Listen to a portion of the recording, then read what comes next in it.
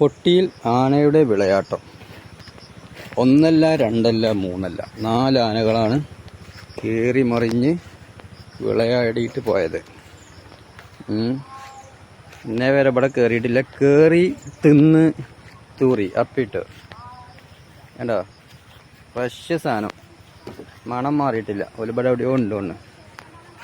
കവുങ്ങ്, വായ, തെങ്ങ്, കറുത്ത,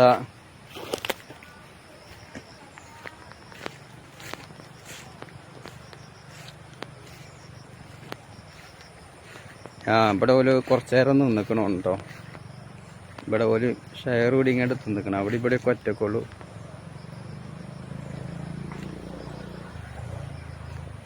ആനക്കുട്ടിയുണ്ട്, ചെറിയ കുട്ടീൻ്റെ ചുറ്റുണ്ട്.